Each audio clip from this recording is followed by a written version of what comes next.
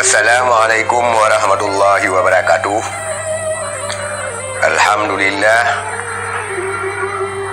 semoga kita umat Islam selalu memuji Allah dan selalu dilimpahkan rahmat oleh Allah Subhanahu wa taala. Saudara-saudara sekalian, patron kita umat Islam dalam berpolitik sangat kuat. Patron kita umat Islam dalam berpolitik sangat kuat dan sebenarnya tidak bisa dikutak-atik. Dan begitu juga bagi simpatisan politik yang beragama Islam, di mana patronnya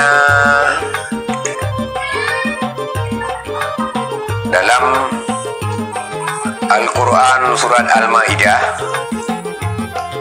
ayat 51 yang dulu pernah geger, tapi kadang hanya mengetahui saja surat Al-Ma'idah ayat 51.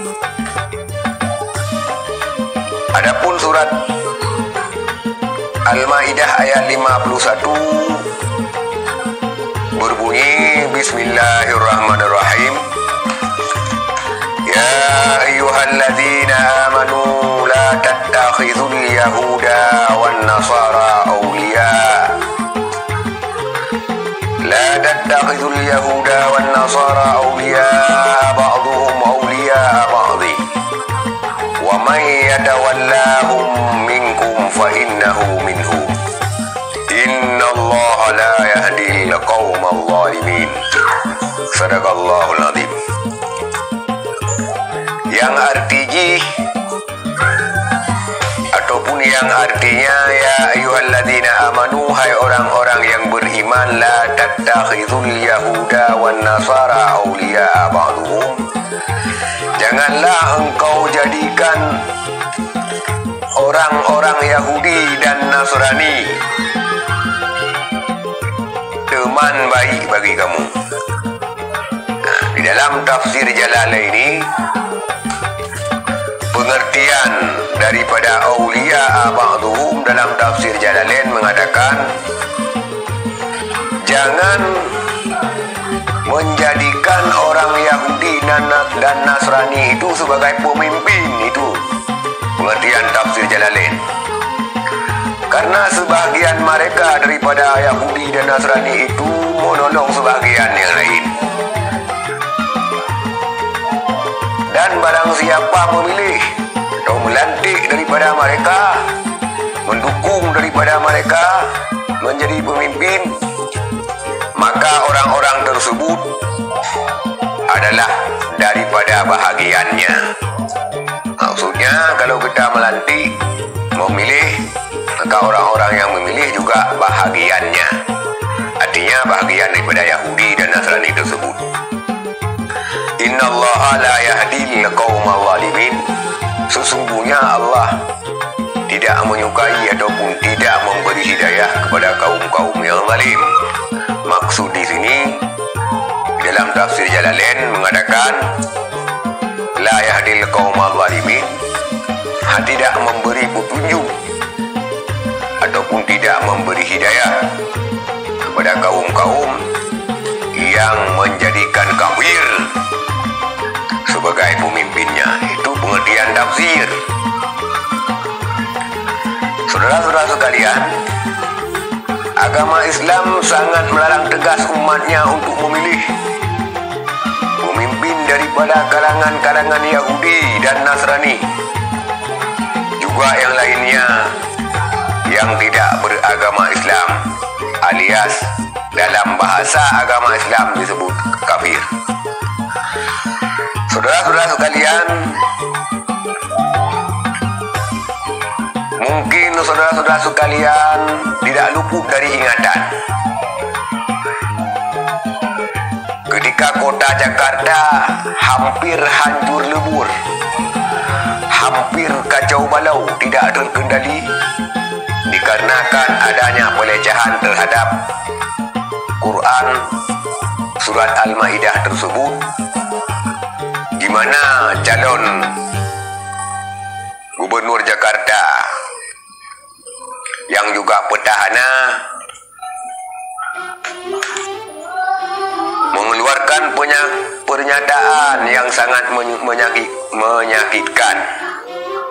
Artinya pernyataan yang tidak selayaknya diutarakan, di mana pernyataan jangan dibohongi dengan surat Al-Maidah. Jangan dibohongi dengan surat Al-Maidah maksudnya orang-orang yang mengajarkan surat Al-Maidah tersebut berarti dibohongi, berarti pembohong. Sama dengan yang mengajar surat Al-Maidah itu pembohong, berarti surat Al-Maidahnya juga bohong. Sehingga kota Jakarta hampir tidak bisa terkendali dengan luapan daripada umat Islam. Saudara-saudara sekalian, semoga praktek-praktek yang demikian tidak akan terulang kembali, terlebih-lebih di Aceh yang sangat kental dengan Islam. Masalah orang mau berpolitik ini, berpolitik itu memang tidak bisa kita larang. Tetapi jangan melecehkan ayat Al-Quran ataupun melecehkan Islam gara-gara ambisi berpolitik. Itu baru setingkat satu ayat saja dilecehkan. Bayangkan, kota Jakarta hampir tidak bisa dikendalikan,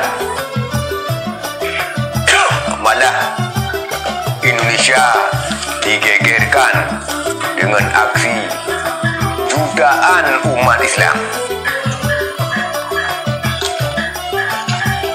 Saudara-saudara sekalian, itulah garis politik kita orang Islam.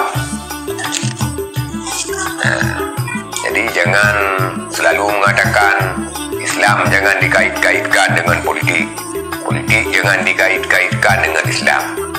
Orang Islam berpolitik, dan tentu harus sesuai dengan agama Islam, dengan agamanya.